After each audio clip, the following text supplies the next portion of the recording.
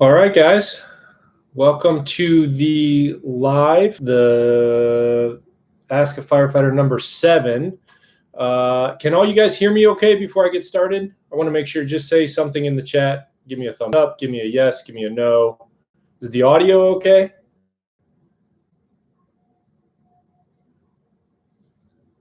I'm not seeing anything from anybody. Uh-oh. Yes, we can hear you. Okay, perfect. Thanks, guys.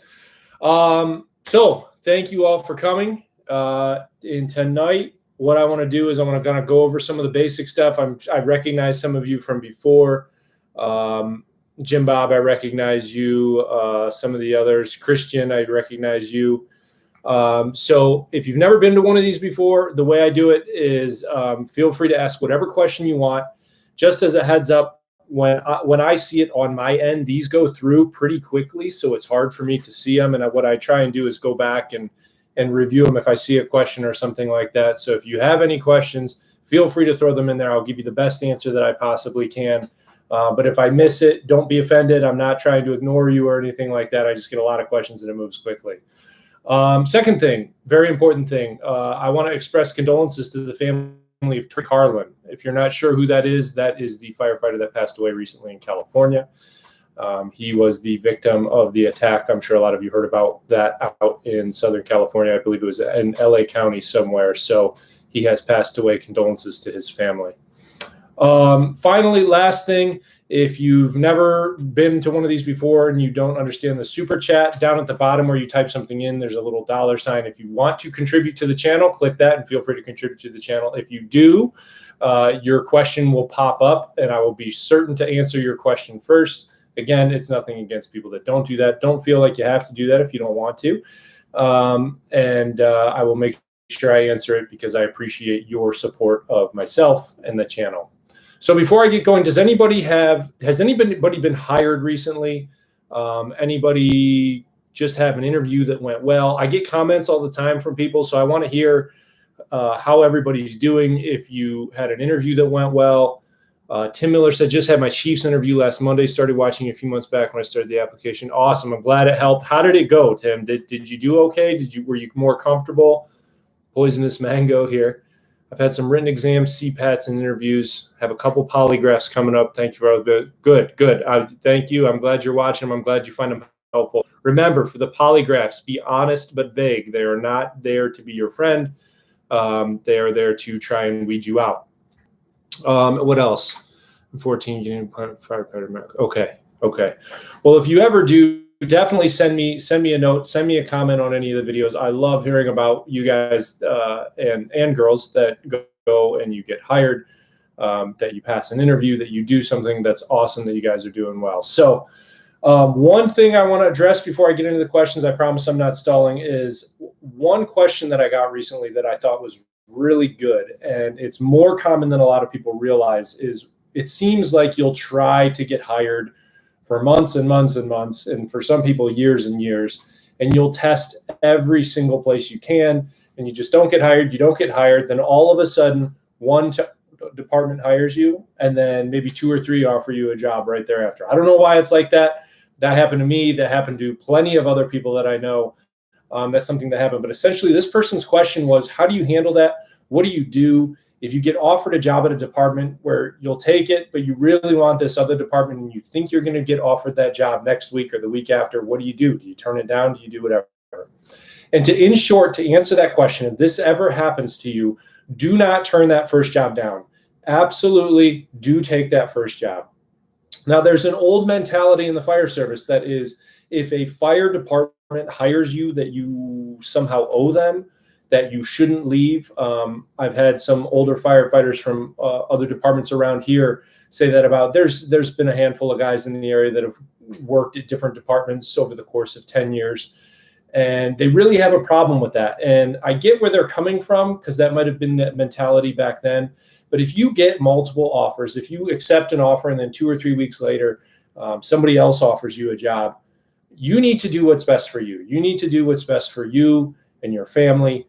If there's another department that's a better fit for you, maybe it's better pay, maybe it's better location, maybe it's better department, maybe it's better training, whatever it is, You need to do what's best for you. And what I don't like to hear, and I hate hearing people say this and finding out that this happened, is that they turned down an opportunity at a place they really wanted to be, or they would have really been a great fit, and stayed somewhere that wasn't that great of a fit for them. So if that is the case and that is you, don't feel obligated to stay at a certain place, unless, of course, you sign some sort of agreement where they said, we'll train you, we'll do whatever, but you need to stay here for a certain amount of time. Obviously, if you sign a contract or an agreement, stick to that. If that is you and that does happen, you do need to handle it professionally. Some simple guidelines I would give you is, number one, don't ever, ever, ever, ever tell anybody about it, especially if you're a new person at a department. Don't ever go and tell, well, I think this guy or this girl seems like they like me a lot. Let me tell them about what's going on. Keep it to yourself. Be very professional about it. Write an official resignation letter, submit it to the chief, submit it to the city, submit it to HR. The fire service is a small, tight-knit community, and everybody remembers everybody. And even if you do leave and go somewhere else, and there are going to be people that complain about it, and there's always people yapping in the back. People will respect you if you do it in a professional manner. And if you do it in an unprofessional manner, nobody will forget. So I hope that clears that up. Hopefully trust me, it's a good problem to have when you get hired somewhere and then other people are hiring you. It's also a little nerve-wracking. You feel bad. It's a tough situation. But if that is the case, don't feel obligated. And when you do resign and go somewhere else, make sure you do it in a professional manner and go on with your career. So let me get into some questions. I have a ton of questions that have popped up here in just the last few minutes. Let me see here. Just got hired here in Maryland for Prince George County Fire Department. First time ever applying. Academy starts July 6th. Thank you so much for your videos. P.S. My mom says hello. Well, Jovan, tell your mom I said hello. Congratulations to you for getting hired at Prince George County. Christian says, hey, Mike, hope you're doing well. Would you recommend me to get my EMT certification first or my Firefighter 1 and Firefighter 2? Also, I don't think I'll be going to paramedic school. Do you think that can be a problem? Good question. This is a common question I get from a lot of people. Should I do EMT first or fire first? And my recommendation to everybody is to do EMT first. Not because it's better or anything like that than fire, but because it gives you an in. It gives you an automatic job that you can get. It's very easy to get EMT basic jobs. They're all over the place. Now, they might not be the most glorious jobs. They might be difficult. They might be private ambulance jobs where you're doing a lot of nursing home transports, and it's pretty monotonous. It's not enjoyable work. But I would highly recommend you get that because that makes you more desirable to other departments. Fire and EMS, as we continue to move forward, the modern fire service is blending more and more with EMS. As far as being a paramedic, I always recommend people go to paramedic school if they can and if they can afford it and it fits. It will make you look better. More and more departments are looking for people that have paramedic skills. But if EMT is what you want to do, there's plenty of departments out there that hire just firefighters / EMTs. But that would be my recommendation to you. Written exam is tomorrow morning from Luke Fike. Luke, awesome. For those of you that have written exams coming up, if you go on the channel, there's an entire written test prep tutorial. I think it's 5 or 6 videos going over math problems. I'm trying to think of what other reading comprehension, mechanical reasoning, all that kind of stuff is on there. Go watch those videos.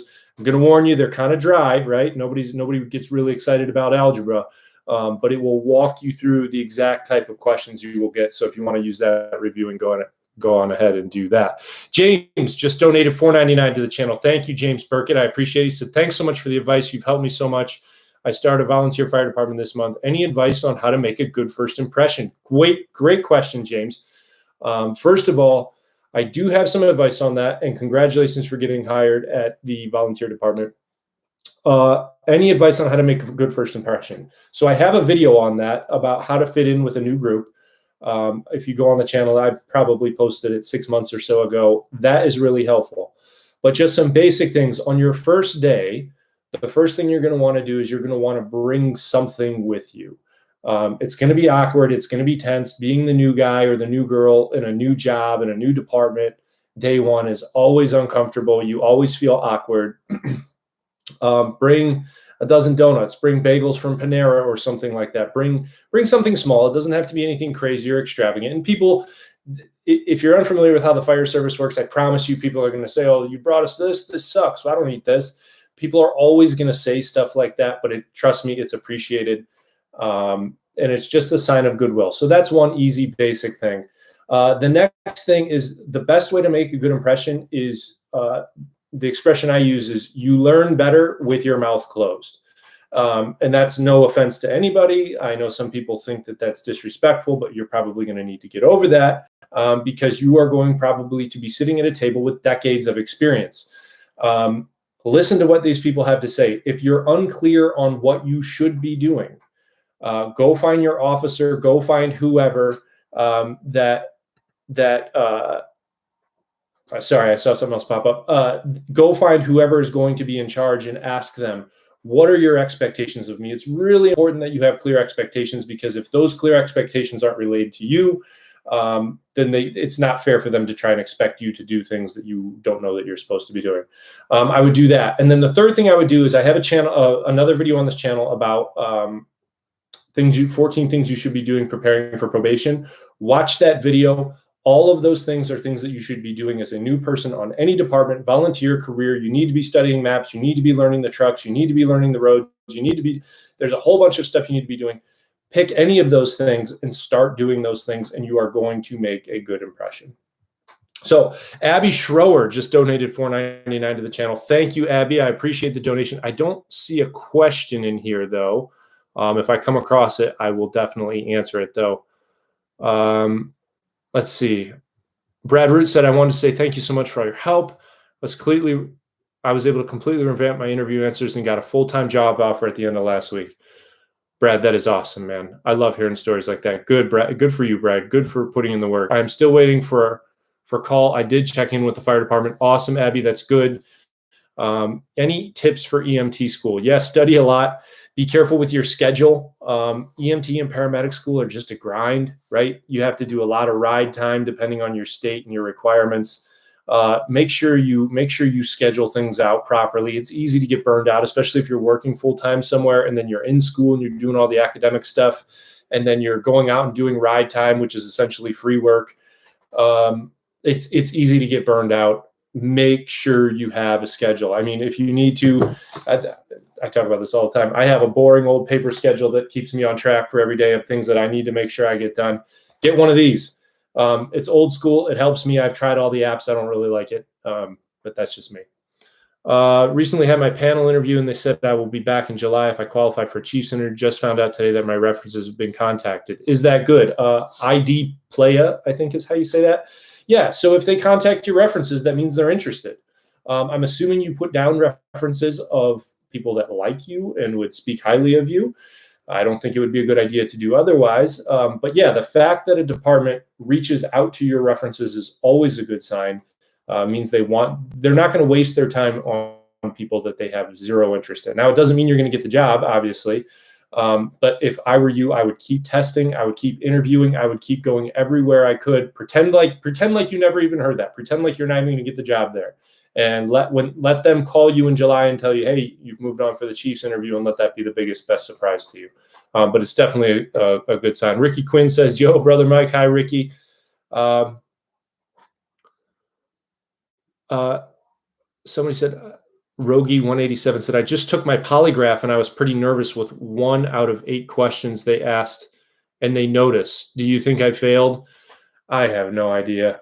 The polygraphs are, in my opinion, such utter nonsense.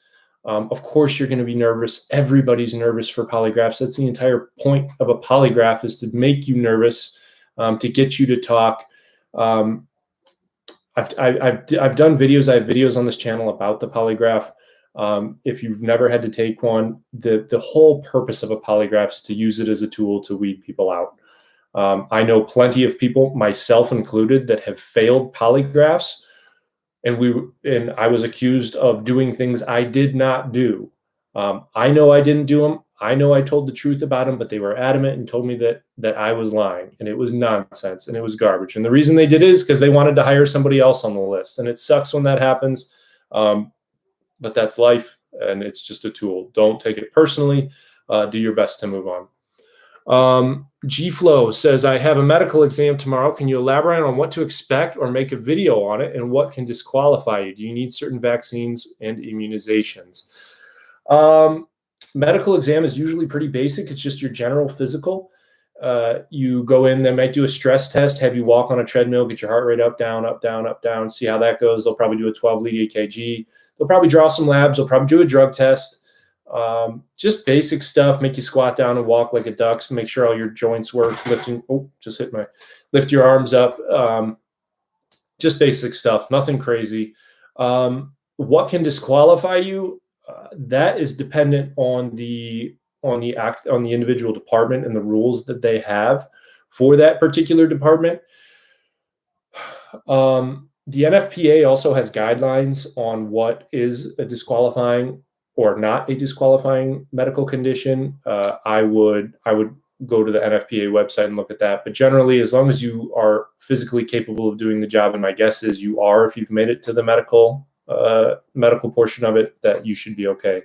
Do you need certain vaccines and immunizations? Maybe. I don't know. I think if you're going to be doing EMS, they require you to have, well, let me think. I think you have to have a tetanus in case you obviously cut yourself with metal or whatever.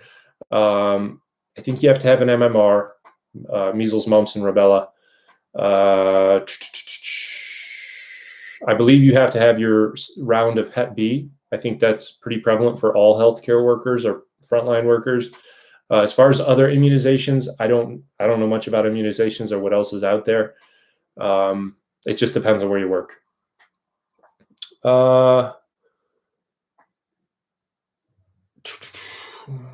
Let's see.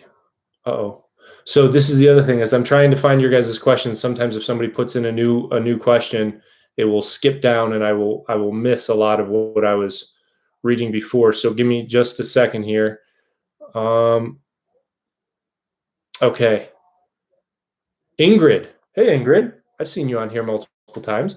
Ingrid says, is being bilingual a deal breaker for hiring processes or a nice to have? Will you get preference for speaking French or Spanish as well?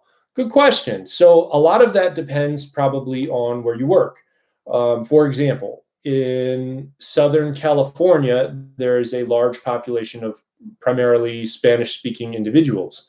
So my guess is in a place like that, and I don't know if somebody here is a firefighter in Southern California, let me know if they give you bonus points for that, that would be advantageous. As if Ingrid, if I remember correctly, I think you're Canadian. I know French is pretty prevalent. If you're in Quebec, maybe they give you bonus points for that.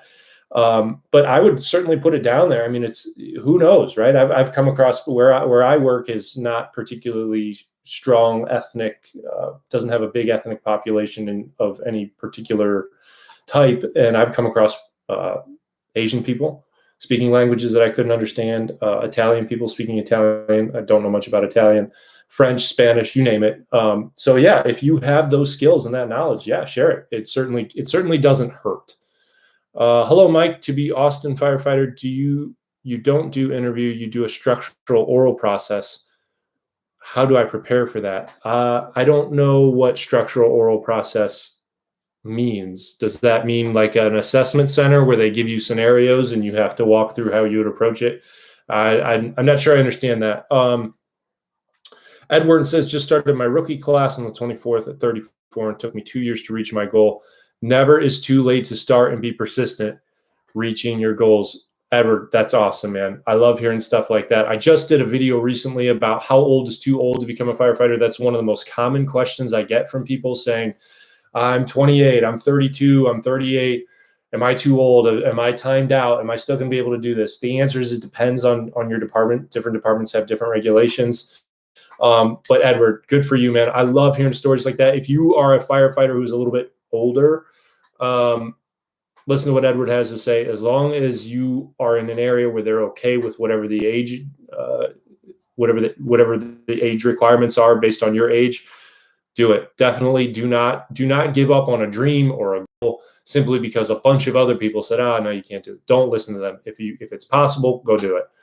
James Burkett just donated $9.99 to the channel. Thank you, James. I appreciate it. James says, I've spoke with a firefighter who told to get a job anywhere and then focus on where you want to end up. I don't want to get a job just anywhere and rather go straight to my top departments. What do you think? Yeah. I think you should apply and try to get hired at as many different departments as you possibly can. Whoever the firefighter you were speaking with, I think that was good advice for them to give you. Getting into the fire service, and of course this depends on where you are, some places it's more competitive than others, can be really, really difficult. It is easier to go laterally and go somewhere else once a department already knows you have knowledge, experience, and whatnot. Also, being a firefighter, even if it's at a department it's not your most exciting and favorite department, you're going to have a job. You're going to be making an income. You are going to be getting experience in the fire service, learning, doing the actual job. I would highly recommend you do with whatever your friend who told you that other advice. I get the idea of wanting to go directly to your top departments. Maybe you have 2 or 3 in your area that you really want to go to.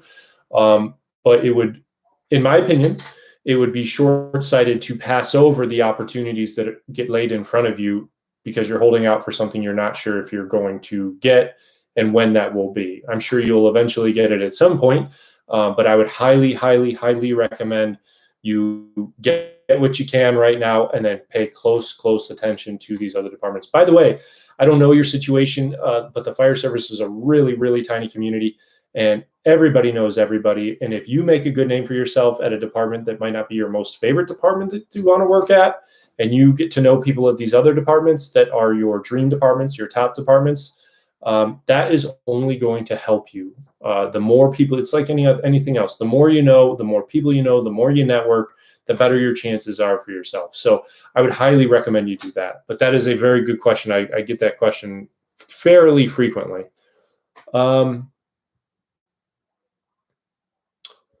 What else? Jacob Capuchilli said, what's up, here from Southern California, 16 years old and just joined the Explorers program. Good for you. I'm watching EMT lectures, working out, studying things for interviews, trying to get ahead of the curve. Good for you. Good for you, Jacob. That's awesome. Getting ready for my first testing in Belgium. Awesome. People from Belgium here. Do wildland firefighters specifically on the federal level need to go to the academy? Good question. I don't know. Honestly, one thing I'm trying to do is get a crew leader from a wildland fire crew. I know the guy pretty well, actually. Get him on and ask him everything there is to possibly know about wildland firefighting. I don't know a ton about it. I am strictly a structural firefighter. I've never been on a wildland crew. We don't even really have wildland fires in Northeast Ohio. So that's not really a thing we do. I mean, I think we touch on it for a few hours in the fire academy and that's it. But I'm sure there's some form of training that they will send you to go out and do the job. I just don't know what that entails. Ricky Quinn says, where are you in Ohio? I work in Warrensville Heights, just on the border with Cleveland. I know Warrensville Heights. I'm over on the west side, over by Avon Lake, Bay Village. So I am on the west end of Cleveland. Jonathan Fenoff says, what's the hiring process like for volunteer departments? Oh, James Burkett just donated another $4.99. Thanks so much for the advice. Oh, wait, that's from earlier. Never mind. And Bryce Crispy just donated $19.99 to the channel. Thank you, Bryce. I appreciate that. Says, I've been doing this 7 years as a firefighter EMT. I live in Ohio, another Ohioan, just north of Cincinnati, and I'm considering going through the Cincy Fire Department for my medic this fall. How difficult is medic class, especially while working 24/48? Medic class is just a grind, man. Somebody else had asked a similar question. You're just constantly, it feels like you're just constantly working for free. My advice to you is to make sure you get yourself an organizer, make sure you stay organized with your time. I'm sure you have other things going on in your life, friends, family. I don't know if you're married, have children, what all you do, but make sure you stay organized. That was the hardest part for me, different people have different issues across during paramedic school. Some people have issues with the drugs and the dosages. Some people have issues with cardiac stuff. Some people have, different people find different things a little difficult. If you're an EMT, you have a really good base. You understand a lot of it. There's going to be obviously some things new that you're going to learn. But one thing I would encourage you, Bryce, is if you've been doing this for 7 years, I'm sure you've been around plenty of medics. I'm sure you've worked with plenty of medics. And my guess is you've looked at many of the medics you work with and you say, oh, I could do that. And you're right. You can do it. If you work with them and you do the same job, EMTs and medics, obviously there's difference. I'm sure there's medics that are going to get mad at me for saying this. I'm a medic, so I can say this. There's not a huge difference between the two. Yes, there's a difference in scope of practice, but generally speaking, if you're a competent EMT, you're going to make a fine medic. You'll do fine. There's a lot of good resources out there. I'm actually talking with another guy who does a lot of EMT training, paramedic training, national registry training, and see about getting him on the channel as well to talk about stuff. So I'm definitely working on something like that. But it's not that difficult in the sense of if you've been doing this for a while, you're going to be just fine. You're going to do good. Just make sure you stay organized, because that's definitely the hardest part. Jonathan Fenoff, to your question, you said, what's the hiring process like for volunteer departments? It's a lot more laid back generally. Career departments are very structured. You have to show up for a written test. You have to follow these steps. It's very long. Depending on the volunteer department, obviously it can vary, but generally volunteer departments are they're more laid back, but they're more kind of who you know. If you know somebody that works there and you turn in an application and you're physically capable of doing the job and you are either have the qualifications, the firefighter 1, firefighter 2, whatever, or you're willing to go get them, chances, and you're actually going to show up, right? That's one of the hard parts about volunteer fire departments is they have such a hard time getting people to show up to calls because, right, who wants to leave their barbecue or pool party or whatever it is that they're doing to go just do other stuff? There's a lot of people that don't want to do that. They just want to be a firefighter just for the sake of saying I'm a firefighter, and then they never show up. But if you're willing to do those things, the process is generally pretty simple. It's usually an interview. They might give you a physical test just to make sure you're physically capable, and you kind of go from there, and you kind of show up and just get rolling with the department. But it's pretty laid back usually. Utica Fire Buff says, how hard is it to become a firefighter? I want to become a firefighter paramedic when I get older and was wondering if it's hard or not. Yeah, I mean, it's like anything else. There's parts of it that aren't that challenging, and there's parts that are very challenging, and everybody's a little bit different. So depending on who you are, you might find certain aspects of it more challenging than others, and that's okay. But it's going to take time. I mean, paramedic school is, depending on where you are in the country, anywhere from a year to a year and a half. I think even in some places it's 2 years, I've heard. EMT school is 6 months. So you're looking at about 2 years right there just to become a paramedic, because you have to become an EMT first before you can become a paramedic. Fire school is usually anywhere from 4 to 6 months for a firefighter 2, depending on the state that you live in and the qualifications. So you're looking at 2.5 years. You're looking at a long testing process, a long application process, a competitive, depending on where you are, process. And then the actual job can be hard. If you're in a place that fights a lot of fire, if you've never been in turnout gear and gone on air and pulled hose and, done overhaul and done all the stuff that you do at a fire, it is physically exhausting. It's shocking how hard physically it actually is. But again, it's certainly doable. I think there's 800,000-ish, 750,000 firefighters in the United States. If there's 750,000 people out there doing it, you can do it too. So, and Bryce, that to your point too to your question about how hard is medic school, there's hundreds of thousands of medics out there. I have full confidence in you, Bryce, that you can make it through medic school. It's boring, it's a grind, but you'll be good. You can do it. Steven just says, hey, I just passed my EMT National Registry test and my hazmat awareness and ops. Now just waiting to take my Fire 1 class. I'm going to start applying to fire departments. Awesome, Steven. Congratulations on passing the National Registry. I know that's a stressful test for a lot of people. Good for you. Get out there. Let me know how it goes. Keep testing. Keep doing all that. Josh Peck, good question. He asked, what percentage of calls are actually fires? Well, it depends on where you work. If you work for New York or Chicago or LA and you work in a busy firehouse, probably a fair amount of those are going to be fires. If you work more in a suburban area, or maybe even a rural area, most of your calls are going to be EMS. And by most, I mean the overwhelming majority of them will be EMS. The fires, you get a lot of, sorry, I'm stuttering here. You get a lot of alarm drops, which means just false alarms. You get a lot of small kind of just easy fires, room and contents, a trash can in the corner lit off, and, it's out with a water can, or somebody's dryer burned up, or, something like that. Not this big raging fire that you think.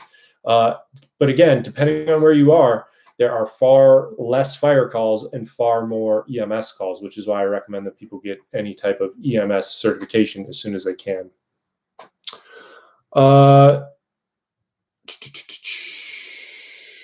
Elijah Floyd. James, I see that you asked me, how do I make a good first impression? I think I answered that. I think that was you that I answered that earlier. If it wasn't, let me know. Elijah Floyd says, I have a question. What happens if I don't pass the written exam? What do I do after that? That's one of my biggest fears of getting into the academy. I'm assuming you mean going through the entire fire academy, and then they give you the Firefighter 1 or Firefighter 2 test at the end. If you don't pass it, I don't know what happens. I think it depends on your state, but I think you have multiple opportunities to take it. If that's the test you're talking about, that's how I think that goes. If you're talking about the written test for a particular municipality or city, you want to go work at such and such heights or whatever city, and if you don't pass that written test, doesn't matter. You just don't move on in the process. Better luck next time. Move on to the next city, whatever. It's good to get out there and start getting some practice taking tests. I highly recommend people take police tests too. Even if you have no interest in being a cop, a lot of these civil service agencies use the same testing companies between police and fire. So even though you're taking a police test, most of these tests are general knowledge. So even if you're taking a police test, you're still getting similar questions and you're getting a similar feel for what the fire test may or may not be like. So I would recommend that.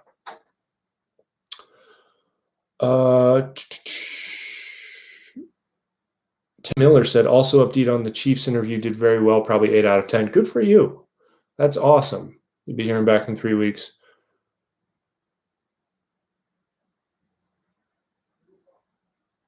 I just wanted to say thank you for all your videos. I'm Nick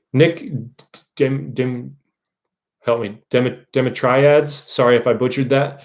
I'm 37, been an EMT for a few years and just got my medic, passed CPAT and just got an offer from hometown department. Stay safe. Awesome, man. I love hearing stories like that. Congratulations at 37. For those of you that may be watching this that are, again, a little bit older and you're not sure if you should do this, use Nick as an example. There was somebody else earlier who said that they were 34, 35, I believe. Same thing. I got a message from somebody not too long ago. I think they were 40 or 41 that just got hired at a career department. Please do not let age hold you back, assuming that there's no sort of rules or regulations about that. Walker says the test prep videos are phenomenal. Help me a ton. Oh, good. I'm glad you found those helpful. Thank you, Walker.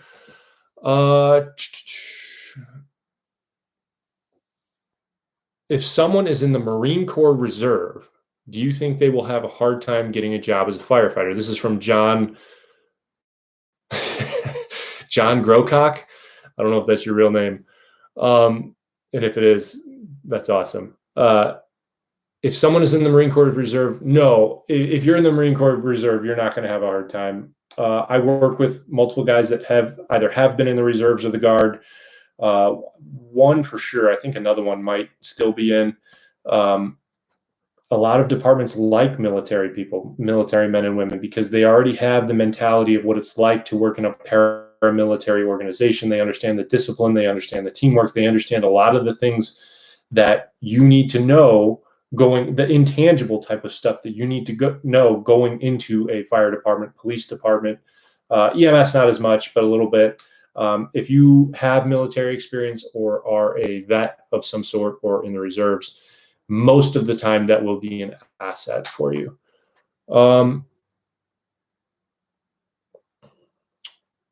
Bob Floyd says, can you do a video discussing NFPA 1582 medical conditions? Sure, I'll actually write that down.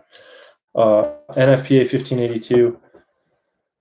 NFPA, if you're not aware of this, are guidelines. A lot of department, NFPA has all their regulations on all sorts of stuff. I got news for you. In the real world, a lot of departments don't follow it, not because they don't think it's a good idea, not because they don't want to, but in a lot of times the NFPA regulations aren't followed because of lack of staffing or inability to get enough people in the department, qualified people. So I can certainly do that and talk about medical conditions, but just know that not every department is going to, by the letter, go by exactly what the NFPA says. A lot of times, situation just says that you have to do something different. Dan Rossi asked during the interview, when they ask, why do you want to work here? Should I be honest and say I'll work anywhere that will hire me, or just BS them and suck up about how great the department is?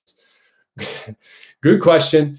Do not say in an interview, I want to work here because I don't care, I'll work anywhere. If they ask, why do you want to work here? You should have already done your research on that department, that city, that district, municipality, whoever it is that you're interviewing with. You should have already done some research on that. Once you do your research, pick out some things about that city, municipality, that department, whatever, that you think are interesting and there are positives or benefits, and talk about those. You're not sucking up, you're not being obnoxious, you're not being dishonest. For example, where I work, we have a dive team. And I think diving is cool. We have 2 guys that are on the county team and then a bunch of guys that have dive training. I'm not on the county team, but I have the dive training. I like the diving. I think that's interesting. I think that's fun. If you were applying where I work and you were interested in that as well, talk about that. Say, hey, I know you guys have a dive team. I know you guys do water rescues. That's something that I've thought was cool, blah, blah, blah. Go into those types of things. If you go into an interview and you're just obviously BSing and just making stuff up, they're going to see right through it. They're not going to appreciate it, and it's not going to go well. But definitely don't say, I don't really care, I'm just trying to work anywhere. Just find some things you like and you think that are interesting, and go with that. Abby Schroer just donated $9.99 to the channel again. Thank you, Abby. I really appreciate it. She says, thank you for the videos that you post because it helps me a lot. I'm glad you find them helpful. Nothing makes me happier than hearing that these videos are helpful to people, and that you find them useful and it's a positive impact on you. That's why I started Firefighter now, and I'm so glad when I hear that. So thank you, Abby, for the donation and for letting me know. What else do I have? How competitive is the fire service, from Brian Alex? Depends on where you work, or I should say where you live. Every different regulations. Where I live in my area, if you don't have a firefighter 2 and a paramedic card before even applying, don't show up. That's the way most of the departments are. You have to have those things ahead of time. So it's a little less competitive because it's a smaller pool of applicants, but the pool of applicants all have quite a bit of experience. Other places you hear of these big cities having 1,000, 2,000, 3,000 people sit for a test and apply. That's super competitive. That's tough to get in. So it's something to pay attention to. The Norwegian just donated $4.99. I don't see a comment, Norwegian, so thank you, Norwegian, for the $4.99 donation. I appreciate it. If you have a question, I will be sure to answer it. Ezekiel Mateo says, hi, love your YouTube channel, brother. Thanks for what you do, from Fairburn Fire, Georgia. Awesome. Thanks, Ezekiel. I appreciate that. Glad to hear you guys down in Georgia are watching. That's awesome. What else do we have? Hey, Mike, do you have any advice for a high school student who's an aspiring firefighter? Would you recommend getting an EMT and get experience, or go get EMT and go to paramedic? High school firefighter, or a high schooler, aspiring firefighter, get into a junior explorer program if you can. Go find some people at your local volunteer fire department and start getting involved. Definitely get your EMT the second that you can. Go on to paramedic school, get your paramedic school. As you are in school, you should already be hired at a volunteer fire department in a perfect world, and you should be getting your fire certifications at the same time. That's what I would recommend to anybody that is young in high school that knows that this is what they want to do. That's how I would go about it. John says, what if you're currently in the reserve? Yeah, if you're currently in the reserve, it shouldn't be an issue at all. What strategies do you use to, Dylan Stewart asks, what strategies do you use to remain resilient and mentally fit when experiencing tough call outs? Good question, because that holds a lot of people back as far as they're worried about things that they'll see.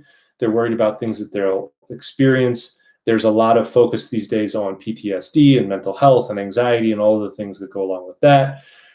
So how do you maintain resilience when you're experiencing tough call-outs? That's a tough question.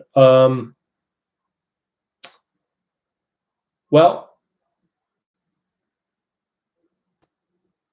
the best, most honest answer that I can come up with for that is you volunteered, whether you work at a career department or a volunteer department, you voluntarily took that job to do things that most people don't want to do.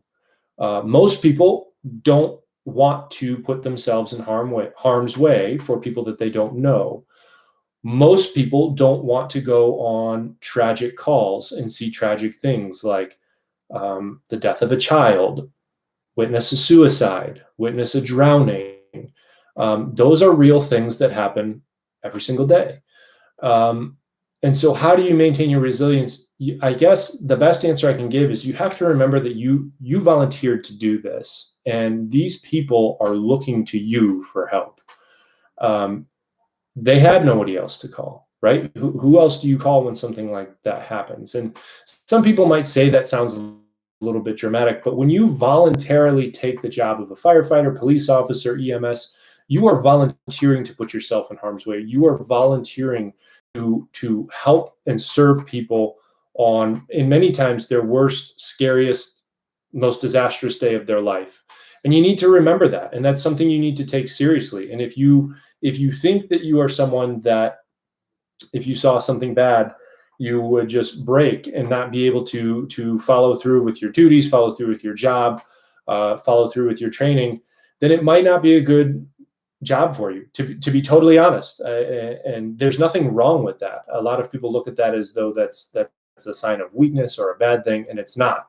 If this isn't something that you can handle, because you are going to see bad things, you are going to see tragic things, you are going to see sad things, then maybe a different career path is for you. The other thing too is you go through a lot of training to become a firefighter or a medic or an EMT, and you have a lot of experience. It's not like these crazy, well, I guess in some places it might be like this, but in most places, it's not just these super dramatic, terrible calls back to back to back to back to back to back to back. Most EMS calls are not an emergency. A lot of them are, I don't want to say nonsense calls, but believe me, anybody that's worked in EMS will tell you they've gotten the 3 a.m. I hurt my ankle and it's been hurting for 3 weeks. That's not an emergency. But you have a lot of training on how to deal with these things. And there's definitely still hurdles. There's definitely still difficult things to see, but you're trained to do it and volunteer to do it. And you can't forget that. So sorry if that was a little bit of a rambling answer. That's the best answer I think I can come up with on the spot, but that's a very good question, Dylan. String to String says, hey, Mike, love your vids. I turned 18 in 5 months and I recently got my CPR certificate. Awesome. Good for you. Planning on doing EMT school next year. What should I do in the meantime? I would start studying, start preparing. Go apply at a private ambulance company and say, hey, will you hire me? Well, you might have to be 18 before you can get hired there.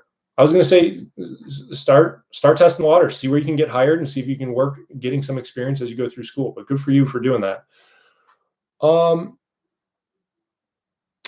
Jovan Dawson says, what were your toughest part of fire academy aside from the ropes? The ropes were tough for me. I don't know. Did I say that on here? Because I am not a rope guy. I've never been a rope guy. We actually just had to do a rope training a week or two ago. And it's cool. It's awesome. But every time I do the knots, I learn them, I know them, and then a week later I forget them. So toughest part of the fire academy was getting used to breathing on a bottle, going on air, going on an SCBA. It's a very different feeling. If you've never done it before, you'll obviously get used to it, and it's fine. It's perfectly safe. But that took me a minute to get used to, just because I'm I mean, who walks around with a mask and breathes out of a bottle normally? We don't normally do that day to day. So I would say that was probably a little bit of just a weird thing to get used to. Uh-oh, lost my spot. Sorry about this, guys. I don't know. David Jacobs donated $1.99 and says, "What do you learn in junior firefighter programs?" I'm sorry, David, I didn't see this pop up. I just now saw this. In junior firefighter programs, you just learn the basics of firefighting. Think of it like an apprenticeship. You show up at the station, you follow people around, you find out what they do day to day, you go through the equipment, you go through the gear, you understand the trucks, you learn the very basics. I don't believe they take junior firefighters on actual calls. If they do, I'm sure it's highly, highly regulated because obviously there's some liability issues if something goes wrong. But you just learn the basics of what it's like to be a firefighter, see what it's like during the day, learn the gear, learn the equipment, learn all that kind of stuff. So it's a really good opportunity to get to know people, build a reputation for yourself, and just learn what you're getting yourself into. I talk about this all the time on the channel. Hollywood and television don't do the fire service any favors. They make it seem like it's something that is not. The fire service is generally very different than how it's actually portrayed on television. Surprise, surprise. So no, being a junior firefighter is a really, really good idea if that's something you want to do. All right, I think I'm back to where I was before. I highly doubt unless you go. What advice would you give to minors aspiring to become a firefighter? Join a junior firefighting program. Honestly, get involved, go find your local volunteer department, find your Fire Explorer, I think is the other term for it. Find the Fire Explorer program and join that. Norwegian said, I just got hired at 48 for a full-time department, but I had 15 years as a full-time firefighter. I'm assuming you were probably a lateral if you had already been on 15 years somewhere. So guys, seriously, unless there's rules or regulations about this, age, it should not be that much of an issue. Obviously, if you're 95, don't go apply. You probably can't do the job, but good for you. Vladimir Putin asks, on a scale of 1 to 10, how difficult was the training to become a firefighter?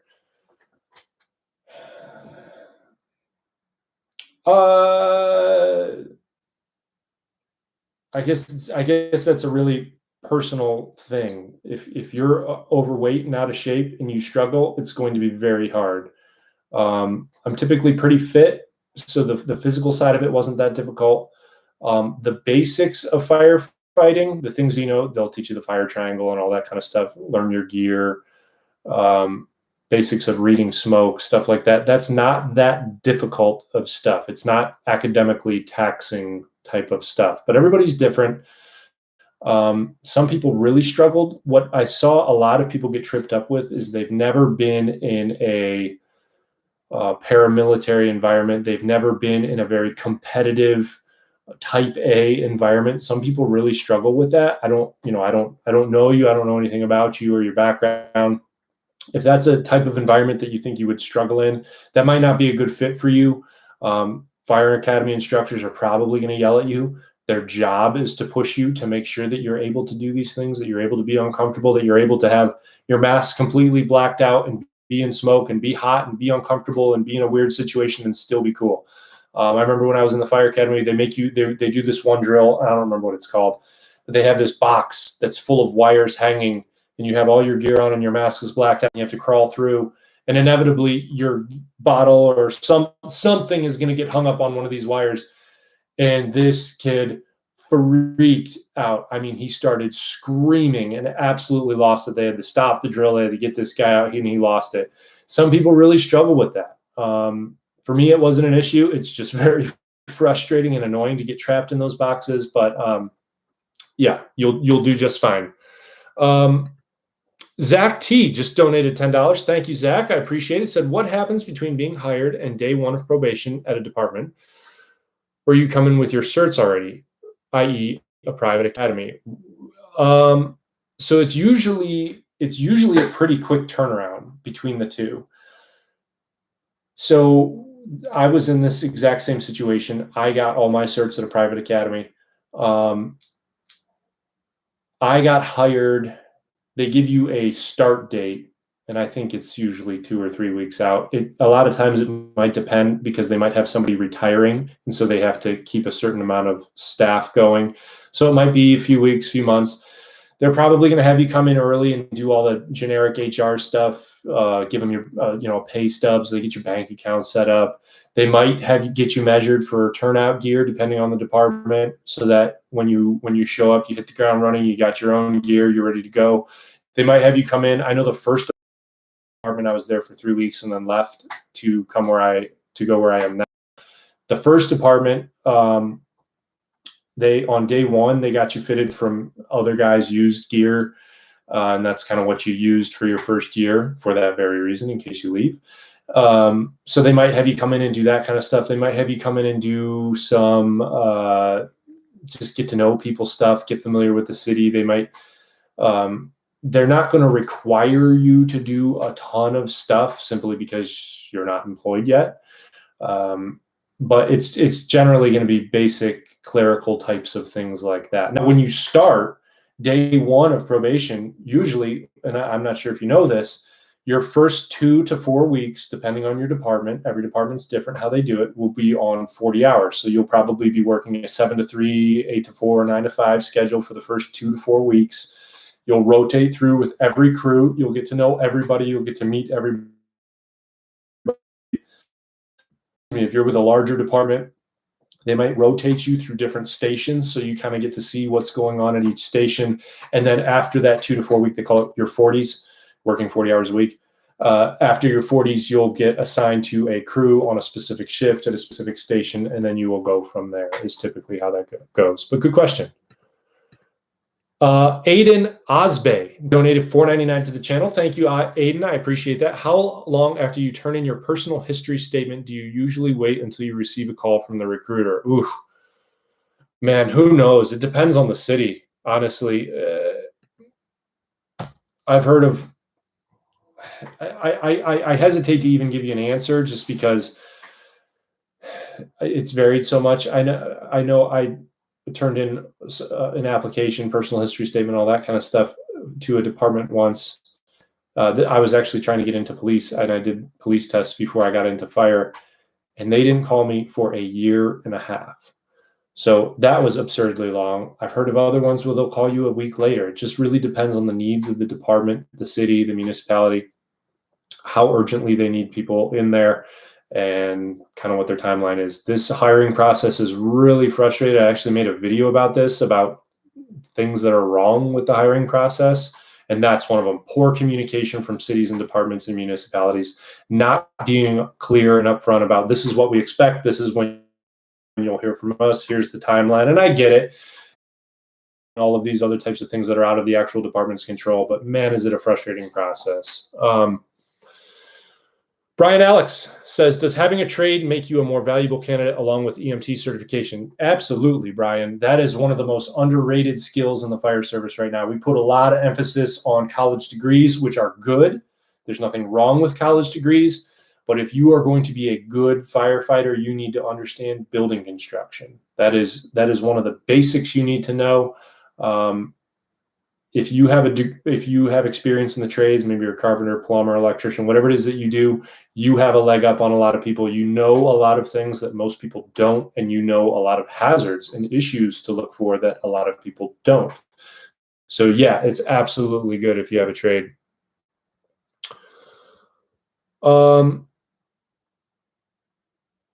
Let's see what else I got.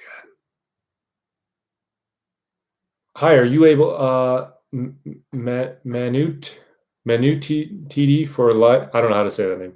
Anyways, they say, hi, are you able to walk into a fire department to ask about volunteering opportunities at the moment? Yeah, why not? And if for some reason they're still not letting people in the station or whatever, just call the department, ask them. Can't hurt. You should absolutely be doing that.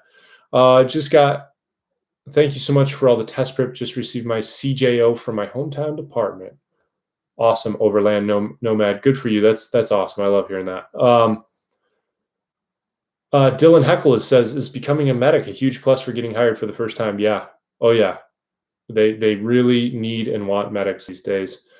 Can you try doing a video over stuff in an ambulance or truck, or even just your PPE and stuff that you carry in your turnout pants? I did a video, I think I called it Firefighter EDC, everyday carry, the stuff that I carry in my gear. It's on the channel somewhere. I think I probably did it 5-6 months ago. Everybody has their own gear that they like to carry and has their own setup and weird things. I'm more of a minimalist type of guy. I don't like to carry a lot of stuff. I know guys that just carry loads of stuff on them. I don't know why. It would drive me nuts. But yeah, sure, I can absolutely go through different things on an ambulance, go through the different turnout gear and kind of explain that. I can absolutely do that. Other than ride-alongs and getting EMS certified, what more can I do to separate my application? This is from Ellis D. Dominicus.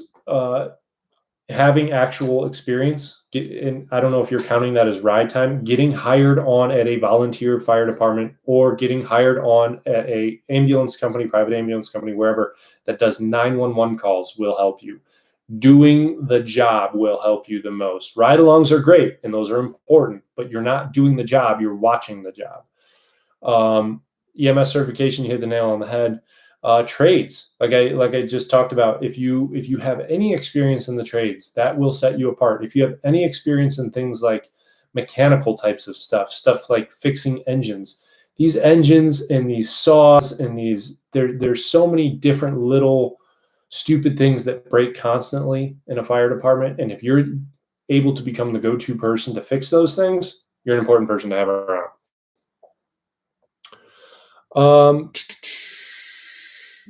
What steps can a 20-year-old take to get a head start on firefighting and joining the service?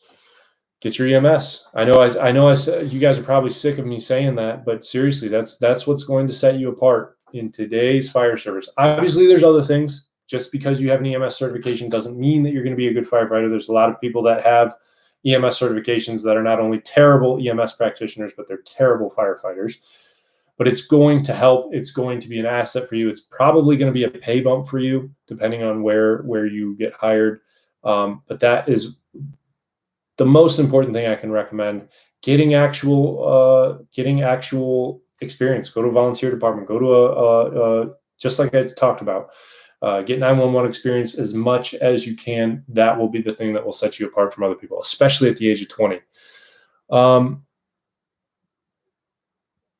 Somebody said, Jim Bob says, Mike, I know how to start an IV, but the only thing I know about is sticking the needle. I'm not sure. What's the hardest thing about being a firefighter? Lack of sleep. Good question, base believer. What's the hardest thing about being a firefighter? Everybody's going to have a different answer. Mine is lack of sleep. For example, last night I got off duty this morning at 7 a.m. I go back tomorrow morning. Period of time I have off. We do the California swing schedule. There's a video on schedules in the fire service if you're interested in what that is on this channel.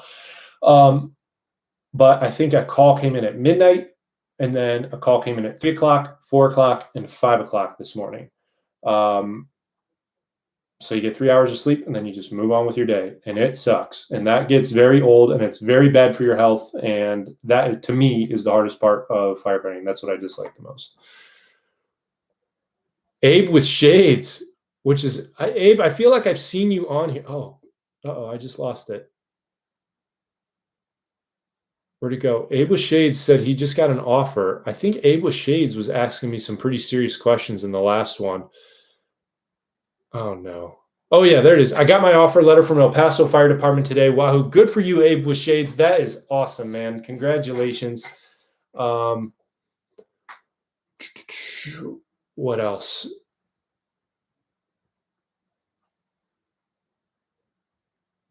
Chimney hitch? I'm not sure what that means.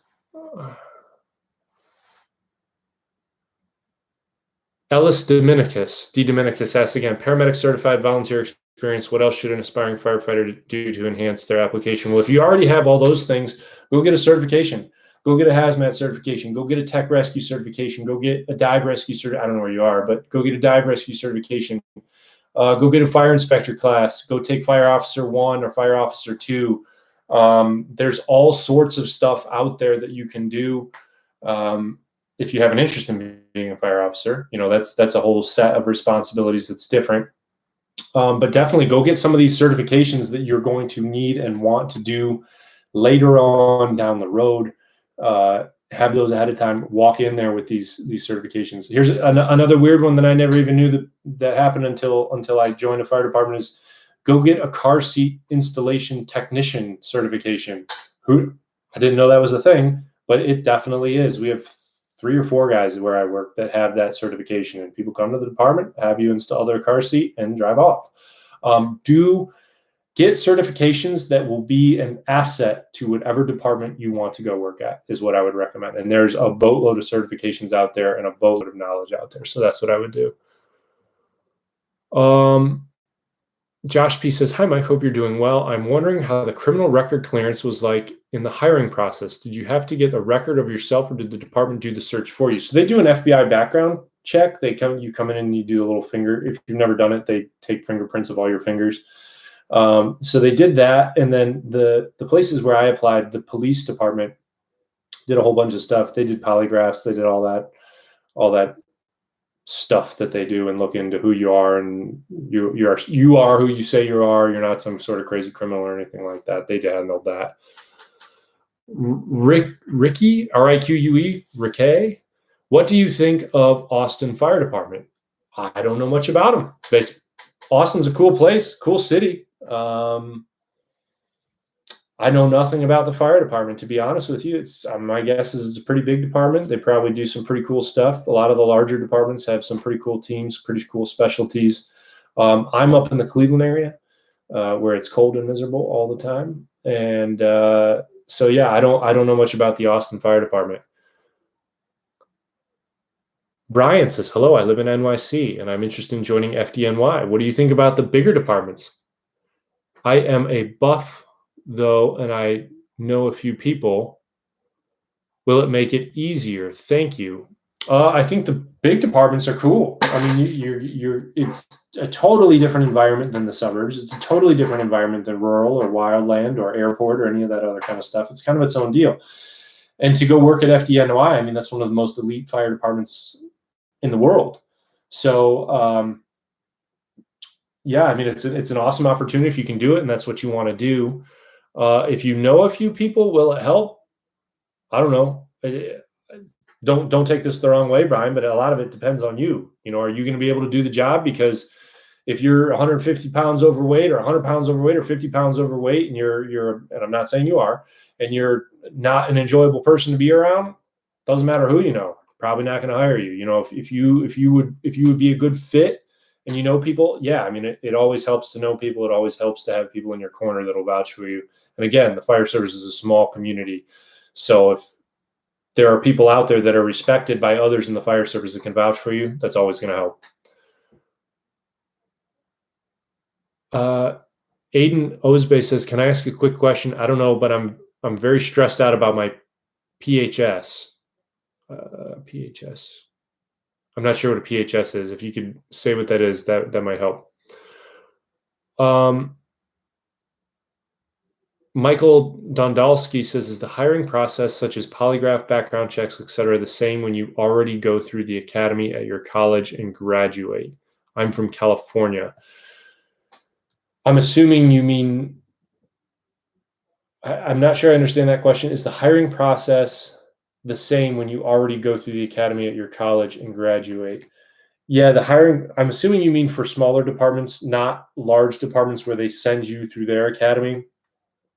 Every department is going to have they're generally going to follow the same steps. There's generally going to be a written test. There's generally going to be an interview. There's generally going to be a polygraph, depending on where you are. There's going to be a background check. There's going to be a medical sort of check. There's going to be a drug test. They might do a chief's interview. They'll do some sort of finalized interview or something like that. And then you'll get hired.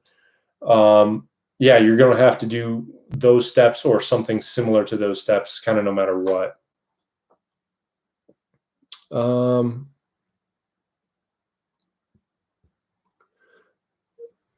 Adrenaline Therapy says, are you in California? Are you in a California fire department? Have you ever fought fires anywhere else? Nope, I've never fought fires anywhere else. Are you in a California fire department? No, I'm in the Cleveland area. First Look Pro says, how hard is it to start your own fire department? So there are private fire departments. I don't know much about them. It's probably, I don't know. My guess is it's probably really hard. Firefighting is a messy business. There's probably a ton of overhead if that's what you want to do. And above all else, the unions are going to fight you tooth and nail at every step. Whatever your feelings are on unions, some people are very pro-union, some people are very anti-union, and everything in between. Yeah, I don't know much about the firefighting as a business, but my guess is it would be pretty hard.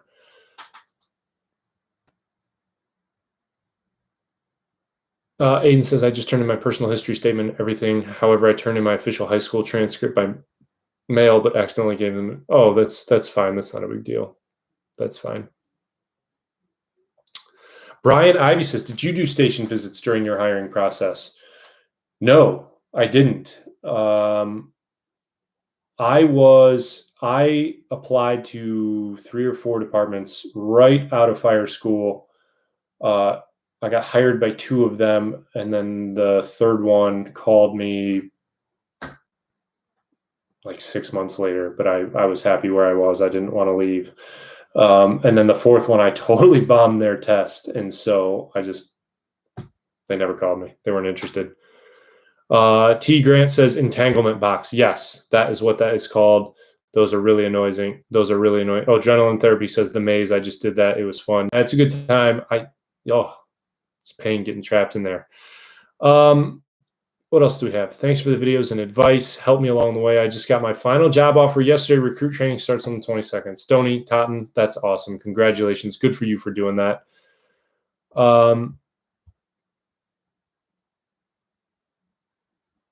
Norwegian says, the only TV show that reminded me of the fire service in station life was Rescue Me. I've never seen that. I don't know anything about that. Maybe visit a fire station. Is 28 too? All right. Keith Will asks, is 28 too old to become a firefighter? Absolutely not, Keith Will.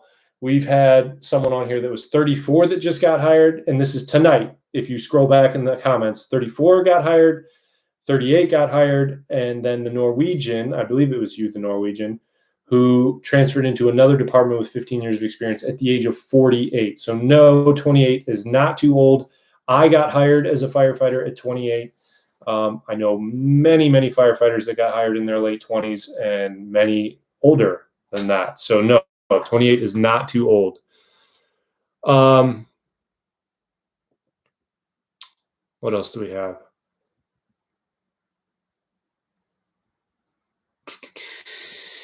Jim Bob Cramden asks, how long should I be preparing for the fire academy? However long it takes you to get in shape. I recommend getting ready. Take 3-4 months. Make sure you're fit. It shouldn't be too much. All right, what else do I have? Aiden says, thank you. I know I have a lot of questions, but thank you. Yeah, of course, that's what I'm here for. I'm glad I can help. Alex says, we are also coming up with a motto for our cadet class in Houston in 2021. Do you remember what your class motto was? I have no idea what my class motto was, which is probably bad, but I don't remember at all. Good question, Aiden. Aiden says, is it easy to move states as a firefighter and changing stations? So if you want to move from state to state, you are going to have to call the either the state fire marshal or the Department of Public Safety to whatever state you are going to. So for example, I'm in Ohio. At one point in time, I looked into going to Florida. So I had to call the Florida Department of Public Safety or the fire marshal. I forget exactly who it was. And I had to explain to them everything that I had as far as certifications, paramedic, fire, EMS, all that. And my EMS would have transferred no problem. My fire certifications in Ohio have, at least this was my understanding, had no relevance down in Florida. Didn't matter how much experience I had. If I wanted to go there, I'd have to start all over, get their fire cert, and go from there. Every state is really different, which is really frustrating and really annoying. There is reciprocity between a lot of states, but there are certain states that are kind of standouts where they're notorious for that. Florida is one of them. California is one of them. I think North Carolina is one of them, ironically. There's a handful of others that can be kind of a pain, but if you want to move states, it just depends. Now, every once in a while, you will hear of areas or places that are doing a big hiring push. For example, I have a family member that works for a large department in Northern California in the Bay Area. And he got in because he already had experience and they were specifically looking for laterals to come in. So when that is the case, they might be able to waive some of those things. That I don't know. But the state he was in and the state he was going to already had, there was already reciprocity there. So at least that was my understanding. I haven't really talked to him about it that much, but every once in a while you will see things like that. I think Las Vegas did a big lateral push to get laterals in. You'll see them every once in a while in some of the major cities, but that is something that happens.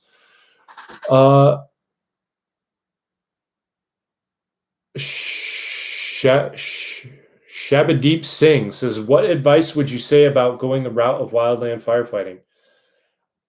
I don't know much about wildland firefighting. It is a badass job. It is a very tough job. I think it's cool.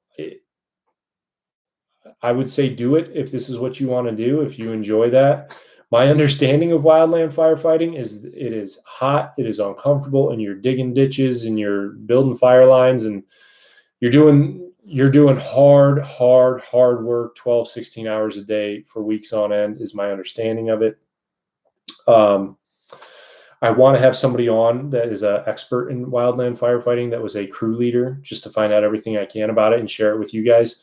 But if that's something you're interested, I think you should do it. And it does help, by the way, if you want to get into a, like a career structural department, it does look good. Of course it looks good. You have experience. My brother-in-law was a wildland firefighter for a while. And he's a career full-timer. And so it definitely helps. And it's definitely a good thing if you're looking for experience.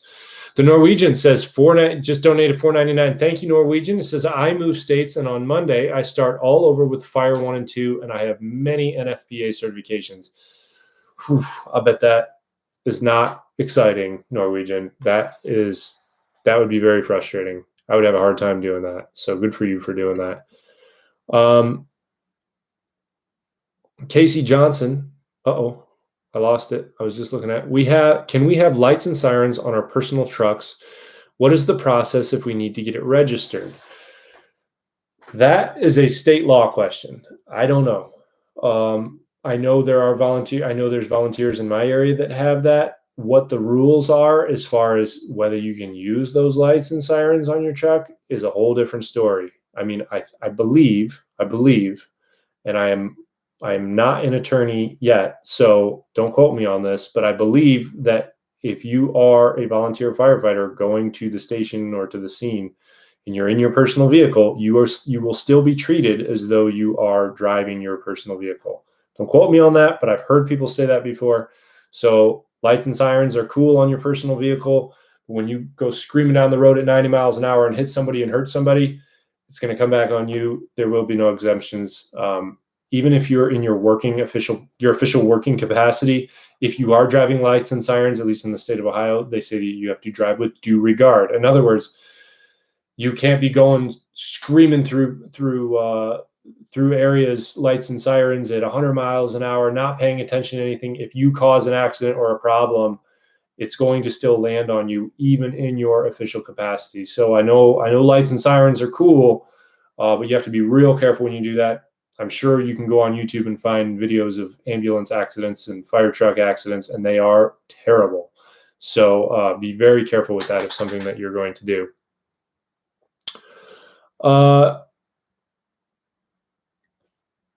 Jim Bob Cramden says, Mike, if water is used to cool fire, what is foam used for? Foam is used to smother fire. It creates, think of it like a crust on top of the fire, and it's like a blanket. Mike Lang says, I'm 14. I'm trying to become a firefighter paramedic. I know that when I become one, I won't be able to save everyone. I tried to help someone, but instead she killed herself. I need help.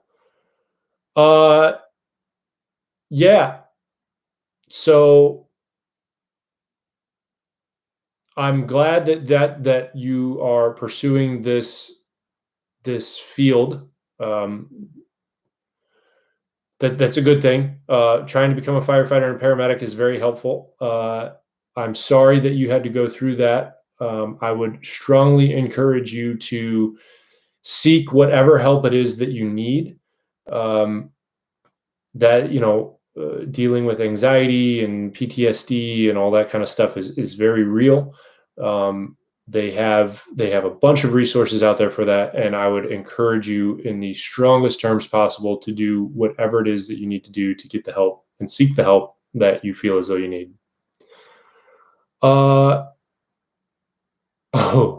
Base Believer asked me a good question. Says, do you plan to be a firefighter forever? Why and why not?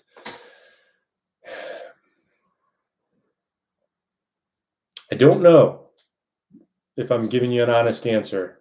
There's a lot of things I really like about the fire service, and there's some things that I don't like about the fire service. And if I at some point feel as though it makes, if I at some point feel as though it's better for myself and my family for me to not be a firefighter, then I will no longer be a firefighter. In the meantime, I don't see that happening anytime soon. I've been on the job for several years now, and I have no plans on going anywhere in the immediate future. And but it's like anything else. I mean, if you get a job as a nurse or an accountant or doing whatever, if for some reason it makes sense for you to go do something else, would you do that? I would think so.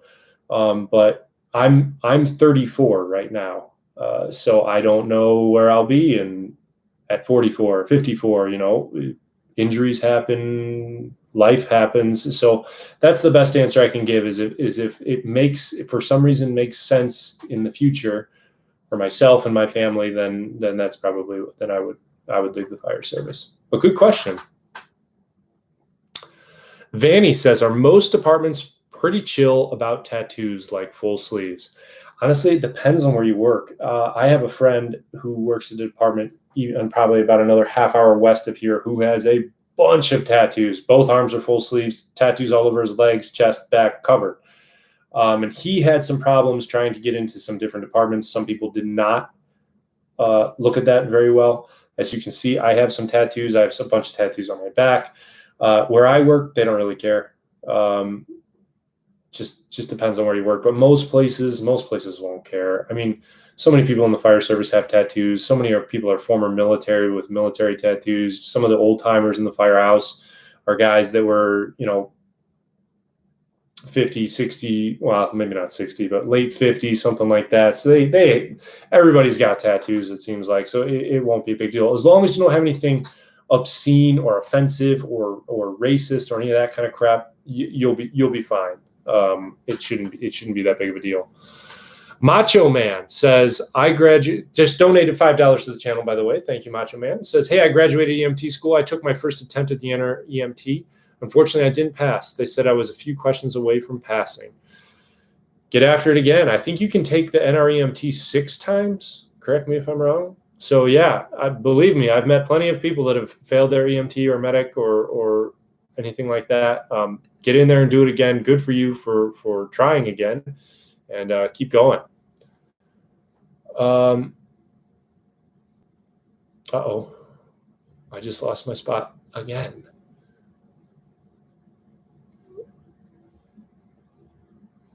Alex H says, I'm taking the NREMT next Thursday. How hard was it? Any apps or websites you recommend? I passed my initial EMT course and I'm doing ambulance ride-alongs before I take it for the time being. Yes, I do have one. I used one called EMTprep.com. Their customer service was, I'm going to be totally transparent with you guys. Their customer service was, but I found it helpful. They give you different areas that you can focus on. And, if you struggle with cardiology or drugs or whatever, you can take a bunch of practice questions about that, see how you do. I liked it. Some people didn't. I'm trying to think of other ones that are out there that are really good.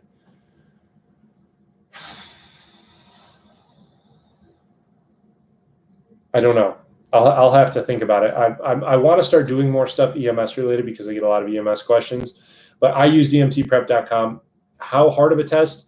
I mean, it's like I told the other people earlier. There's hundreds of thousands of EMTs and paramedics and firefighters out there. If they did it, you can too. If you made it all the way through EMT school and you did fine, you'll be able to pass the NREMT.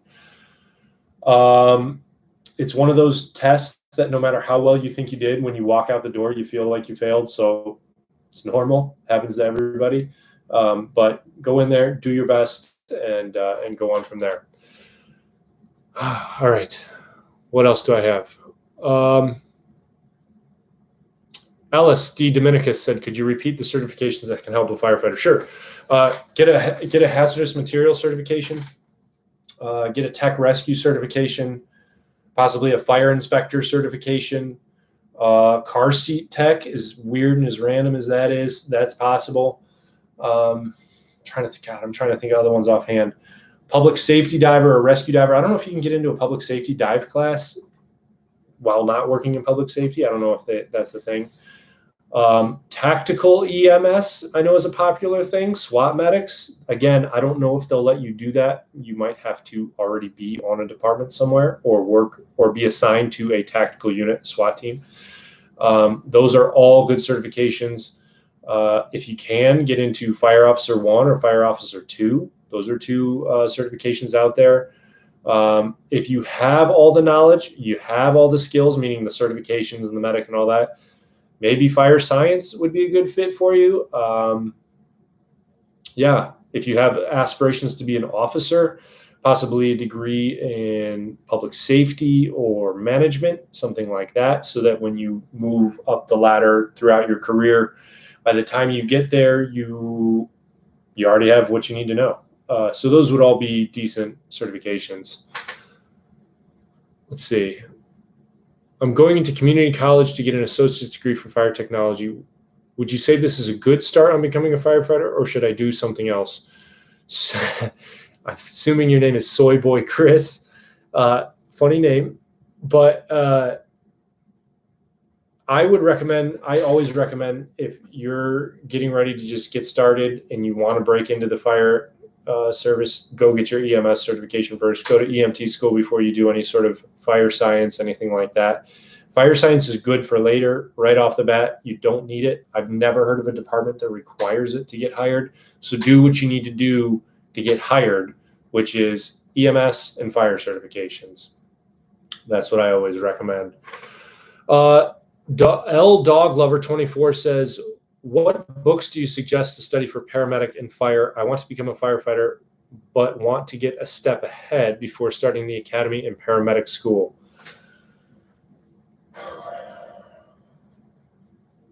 I did a video called Best Books for Firefighters, and some of them, I don't remember if it was that one.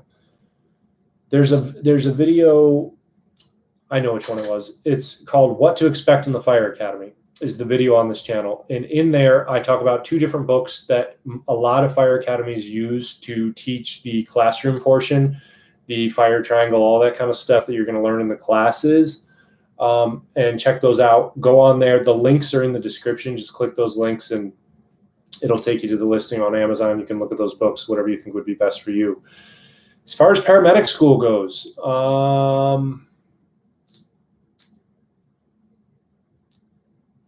I would look at a paramedic textbook. There's a guy, oh man, you put me on the spot. I'll have to think about it. I'll do a post about it or something like that and try and find different books. If you are also looking for a book, taking a civil service test or a test to get into a fire department, First, I would recommend, I'm going to put a plug for my own stuff, to use the videos on this channel for test prep. This is a little off topic from paramedic and fire. To do that, the civil service tests, those types of tests to get on the department. And then the other book, I actually just saw it the other day. I'm going to grab it. It's on my bookshelf. Is this one. It is the Firefighter exam preparation book. I used this when I took my tests, and I found it to be very helpful.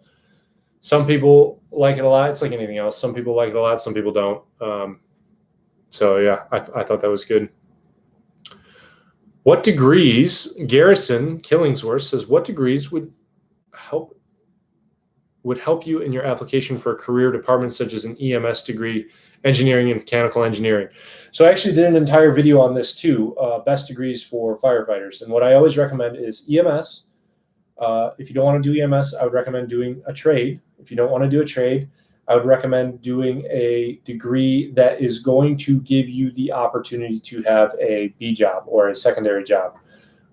Nursing degree is fine. It's very similar in EMS. I work with a few guys that are nurses. Engineering, also very good. Mechanical type of stuff.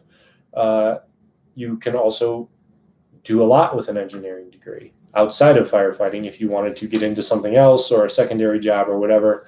What other ones did I say? If you already have a degree and you want to get a more advanced degree, one of the guys I work with is a physician's assistant. He went to PA school. That's a popular one that I would recommend. It's very helpful. You have a very, very advanced understanding and knowledge of healthcare and medicine. If that's not for you, go to law school.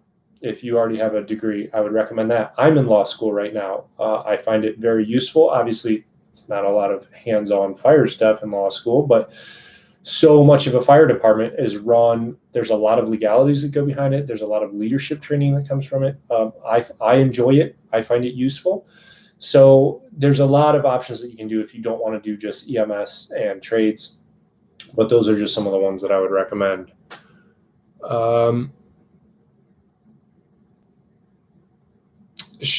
Did your brother-in-law do other jobs or did he just make a living as a wildland firefighter? What I'm assuming is you can do the profession full-time, or is it only seasonal? I think, again, and I don't know much about wildland firefighting. I think wildland, most of it is seasonal, is my understanding of it. I know he had other jobs and then he spent a couple seasons or summers or however that works out there. He was in Oregon, so I don't know how that works very well. What else? Dave asks, what do you do as a volunteer firefighter? Good question. As a volunteer firefighter, you go about your normal day. You do whatever you do in your day-to-day, go to work, hang out with family, whatever it is that you do.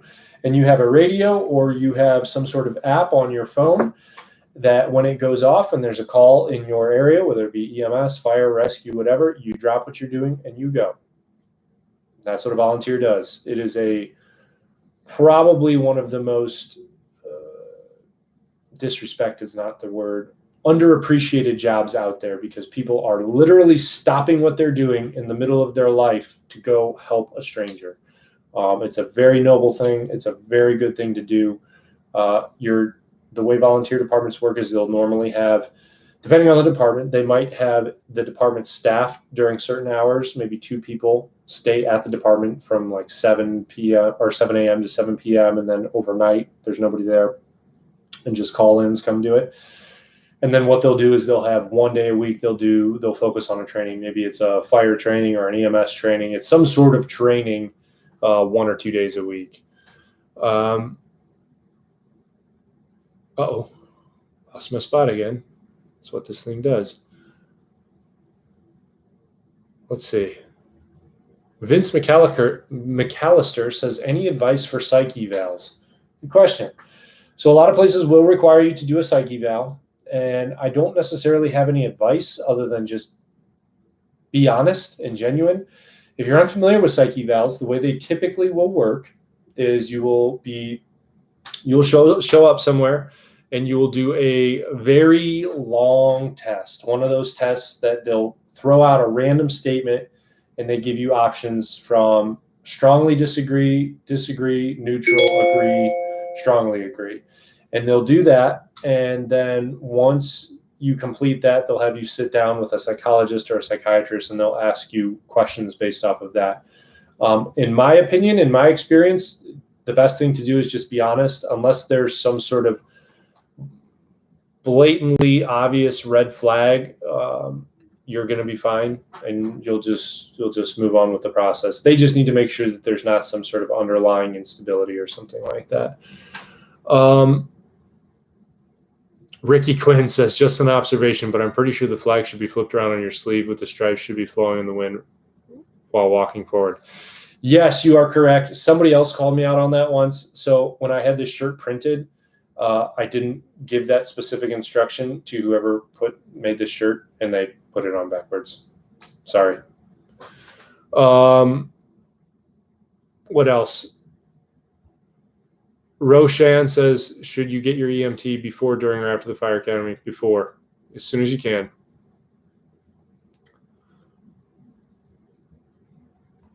Johnny Meyer says, do you think working as a fire inspector while applying for firefighter jobs is more advantageous than working as an EMT? I've never heard of just, unless you work for like a part-time small department as an inspector or volunteer. I don't know. That's a good question. I've never met anybody that's worked as a fire inspector that wasn't attached to a career department and already hired there. So that's a really good question. I don't know. I don't see why it would hurt. It's very good things to know. Let's see.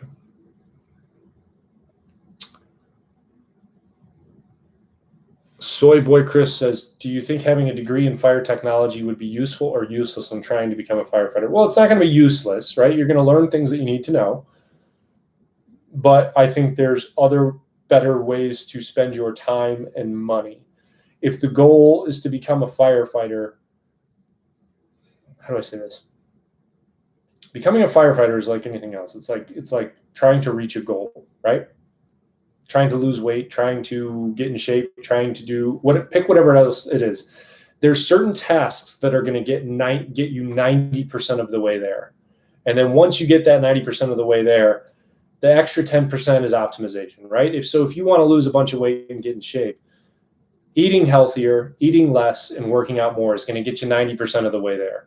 Then you can tweak my workouts and my macros and don't mess around with all that stuff. But in the meantime, do what you need to do to get you 90% of the way there. That's kind of how I look at fire science degrees. Most fire departments I've never heard of a fire department that requires it. So do the things, get an EMT certification, get your firefighter 1 or firefighter 2. That's going to get you 90% of the way there.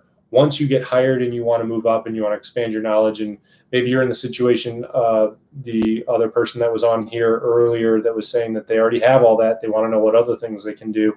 Maybe at that point, then you can go get a fire science degree. That's that 10% optimization. So that's how I look at that. Do what you need to do to get yourself across the line, and then do the extra later. So it's not a waste of time, but I think your time and money can be better spent.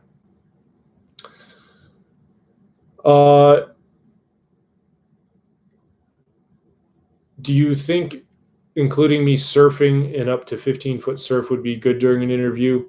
Probably not.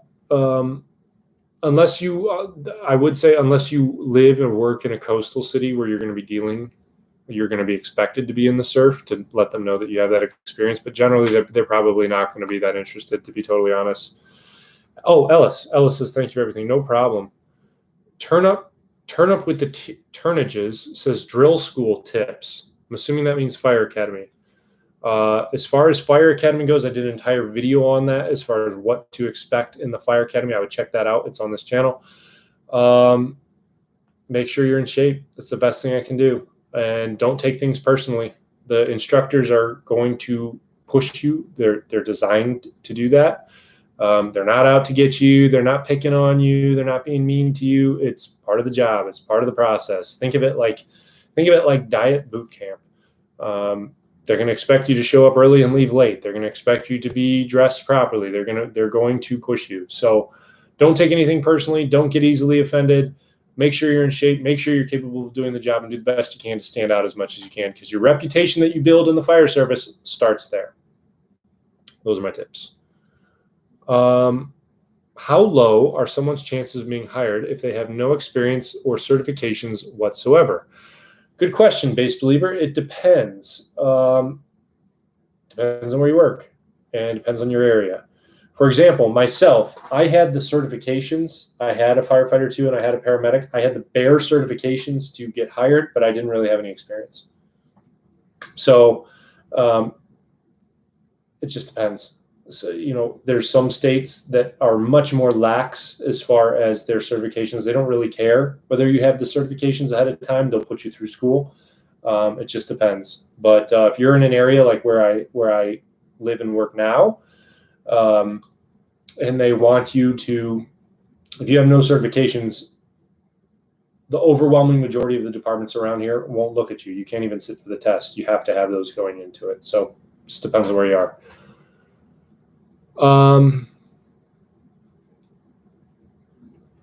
Norwegian says, yes, you can get into public rescue dive class and not work in public safety. Thank you, Norwegian. I did not know that. But it's expensive. Yeah, dive stuff is super expensive. If that's something you want to do on your own time, dive stuff is very expensive. Know that.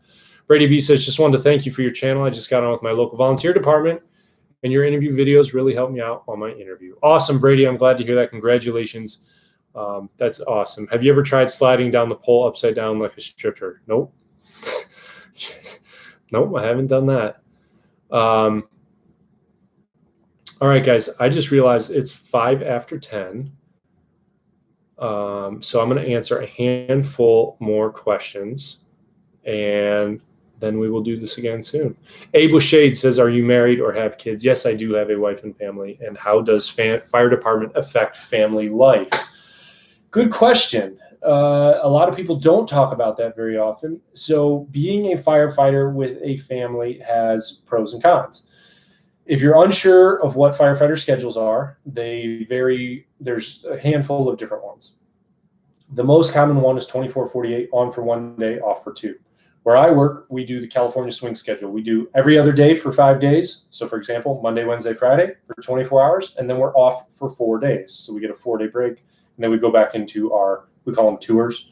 We go back into our tour every other day for 5 days. Currently, right now, I'm in the middle of a tour. As far as how it affects family life, it's awesome. It's awesome to have 4-day stretch off, especially if you could tack on a Kelly day at one of those at the beginning or the end of your tour. So then you have a 6-day stretch off and you can spend time with your family and working on other things or doing whatever it is that you like to do with your time. That part's awesome. But what I will say is that a lot of people don't talk about, and I guess it depends on the individual. I love spending time with my family. And so being gone for 24 hours at a time, I don't particularly enjoy.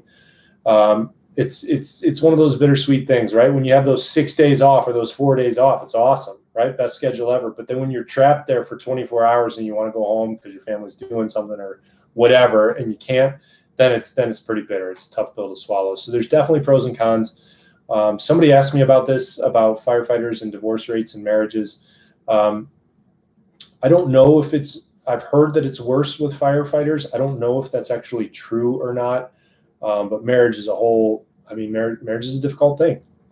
Best thing ever, but it's definitely difficult. And, if you're married to the wrong person, be the stressors of the job and the stressors of being gone for 24 hours at a time will make it more difficult. But there's a lot of firefighters out there that work crazy hours, pick up tons of overtime, and they have fantastic marriages and fantastic family and home lives. It really just comes down to the individuals is what I've seen and what I've noticed. Let's see. Would an incident safety officer be valuable certificate to help get hired? I'm going to say probably not. I don't know what an incident safety officer is. I'm assuming that's like the command structure, like the NIMS thing, how there's the scene command, then there's a safety command, then there's all these different command. I don't know how you would get that ahead of time. I guess you could take it through NIMS or something, but I don't know. I'm not sure. Are these books universal for all fire departments? Which books were you talking about, Brian? Do you mean this book? This book is just general knowledge type of stuff. This just goes over some spatial stuff, some mechanical stuff. Again, I'm going to plug my own videos. I have actual videos teaching you this kind of stuff too, but I found this book's only like $10 on Amazon. But if you go to the What to Expect in the Fire Academy video, in the description, there's links to the Fire Academy books. They're like Fire Academy textbooks where you're going to be going over those types of things. Every fire department is different. Everybody has their own books, but they're all going to teach the same type of stuff, right? It's like any other schooling. No matter what paramedic school you go to, you're generally going to learn the same things, even though they might use different books. So even if you don't get the book that your academy is going to use, you're going to learn all the same type of stuff. It's just going to be explained differently. So you'll be good with any of those. Where can you buy that book? Amazon. I got this off Amazon. The links on that other one are to Amazon. They are affiliate links, so if you use those links, I get like 20 cents. Brian asks, does being a heavy sleeper affect anything? Currently 14. Does it just grow out of you, if you know what I mean? It's really, really hard to sleep through tones. It does happen sometimes. It has happened to me once or twice. But there's lights that come on. It's real loud. It scares the hell out of you. Your heart goes from about 50 beats a minute to about 150 beats a minute. It is very unhealthy, actually. They have systems that supposedly make it easier, but it's hard to sleep through them. So I don't think you'll worry about that. And if you do sleep through one, I promise you the people on your crew, especially if you're new there, will never let you sleep through it again, and you will never live it down. Garrison, could you do a video on the SWAT medic training and about the job? Yeah, sure. One of my really good friends that I work with is a SWAT medic. I also love your videos. Helps me a lot planning. Oh, good, Garrison. I'm glad you like it and you find it helpful.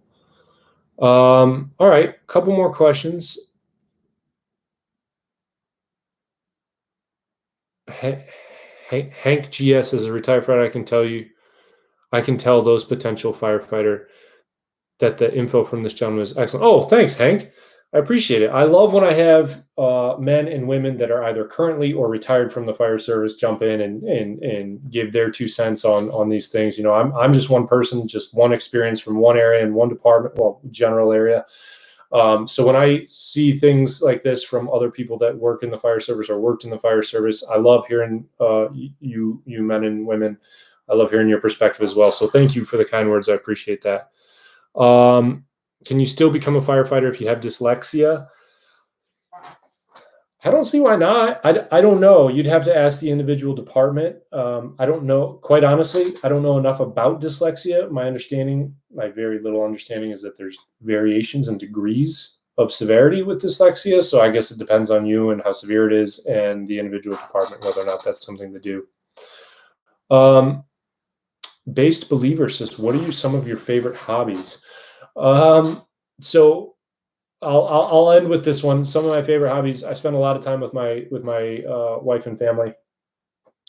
I study a lot. Like I said before, I'm in law school, so I do a lot of reading, and I have owned and run a handful of other businesses. So I work quite a bit. So those are the kinds of things that I like and enjoy. I know they're not everybody's things that they like and enjoy. But yeah, that's just me. So anyways, it's Unbound said, all right, he said he skipped right around mine. It's Unbound. I'm not trying to offend anybody, so I'll answer your question if you put it in here in like the next 10 seconds. I have no idea where it is. Like I said at the beginning of these, what I see on these screens comes through really, really fast. And so sometimes it'll jump over, and I'm not trying to offend anybody. If I miss your question, I'm not trying to be mean. I'm not picking you out. It's Unbound. If you put that question in there, I will answer it. but I don't see your question. So I'll give it another minute. Guys, as always, if you ever have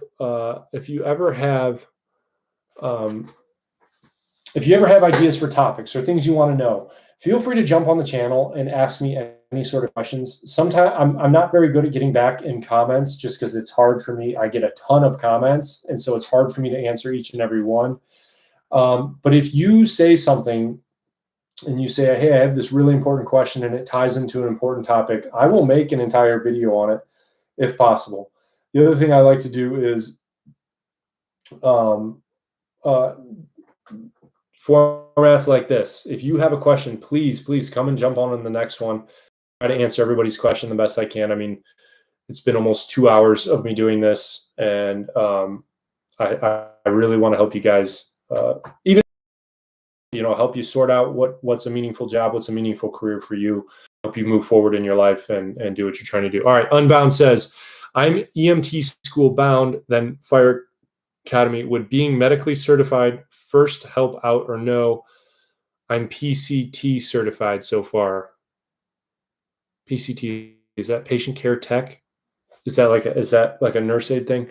To answer your question, EMT and then Fire Academy, would being medically certified first help out or no? Not really.